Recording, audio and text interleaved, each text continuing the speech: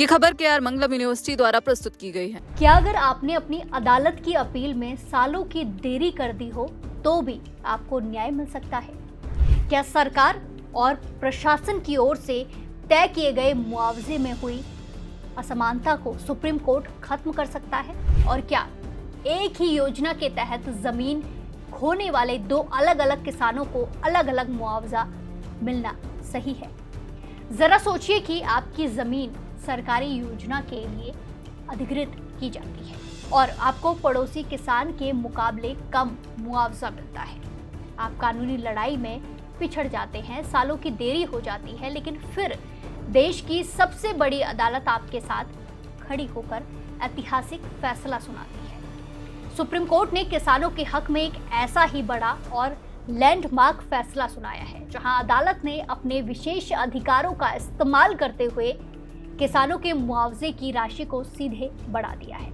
आज के इस वीडियो में हम आपको बताएंगे कि सुप्रीम कोर्ट का ये फैसला क्या है, किस नियम के तहत ये कदम उठाया गया है और इससे देश भर के किसानों पर क्या कुछ असर पड़ेगा। ये पूरा मामला कर्नाटक के बागलकोट जिले से जुड़ा हुआ है।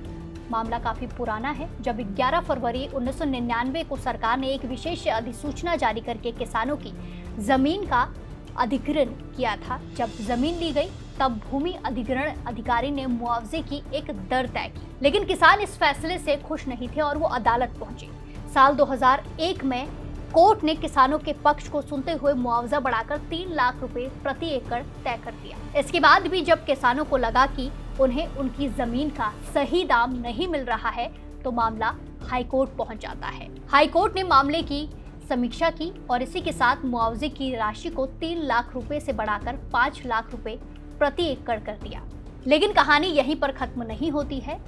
इसी अधिसूचना के तहत जिन दूसरे किसानों की जमीन ली गई थी उनके मामले में सुप्रीम कोर्ट ने पहले ही 6.5 लाख रुपए प्रति एकड़ मुआवजा तय कर दिया था। ऐसे में जिन किसानों को 5 लाख रुपए प्रति एकड़ मिल रहा था, उन्होंने महसूस किया कि एक ही अधिसूचना के तहत ली गई जमीन के लिए 2 अलग अलग दरें तय करना सरासर अन्याय है।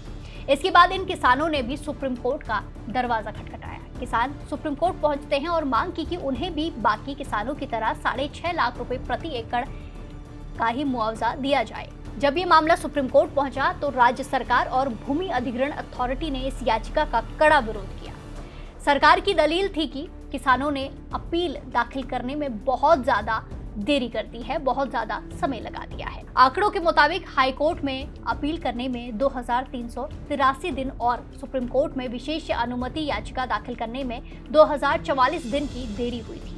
यानी कुल मिलाकर 4427 दिन की असामान्य देरी हुई थी। सरकार का कहना था कि इतनी बड़ी देरी के बाद किसानों की योजना खारिज कर दी जानी चाहिए, लेकिन सुप्रीम कोर्ट के जस्टिस SVN भट्टी और इसी के साथ जस्टिस NV अंजारिया की पीठ ने इस मामले में सिर्फ तकनीकी देरी को नहीं देखा, बल्कि न्याय के मूल सिद्धांतों को प्राथमिकता दी। अदालत ने माना कि जब एक ही अधिसूचना के तहत जमीन का अधिग्रहण किया गया है तो सभी भूमि स्वामियों के लिए मुआवजे की दर समान होनी चाहिए, इक्वल होनी चाहिए। संविधान के अनुच्छेद 142 में सुप्रीम कोर्ट को ये विशेष अधिकार मिला है कि वो पूर्ण न्याय करने के लिए कोई भी जरूरी आदेश जारी कर सकता है। इसी विशेष शक्ति का इस्तेमाल करते हुए शीर्ष अदालत यानी कि सुप्रीम कोर्ट ने देरी के बावजूद किसानों के मुआवजे को 5 लाख रुपए प्रति एकड़ से बढ़ाकर 6.5 लाख रुपए प्रति एकड़ करने का ऐतिहासिक आदेश दे दिया। हालांकि कोर्ट ने यह भी साफ कर दिया है कि किसानों को जो 4427 दिन की देरी हुई है उस अवधि का ब्याज नहीं दिया जाएगा।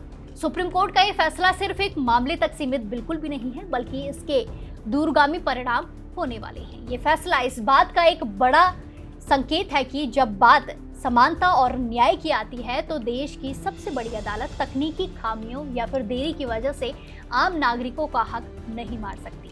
अक्सर देखा जाता है कि जानकारी के अभाव में या फिर आर्थिक तंगी के कारण किसान समय पर ऊपरी अदालतों में अपील नहीं कर पाते हैं या उन्हें जानकारी नहीं होती, जबकि सक्षम लोग तुरंत कानूनी राहत पा लेते हैं। सुप्रीम कोर्ट ने अनुच्छेद 142 का इस्तेमाल करके ये साफ संदेश दिया है कि एक अधिसूचना तो एक समान मुआवजा। इस फैसले से देश भर के उन लाखों किसानों को उम्मीद मिलती है जिनकी जमीनें विभिन्न परियोजनाओं के लिए ली जाती रही हैं और जो मुआवजे की असमानता से जूझ रही है। सुप्रीम कोर्ट के इस फैसले पर आपकी क्या कुछ राय है, कमेंट्स में जरूर बताएं और बाकी देश और दुनिया की तमाम बड़ी अपडेट के लिए जुड़े रहिए दैनिक जागरण के साथ। नमस्कार।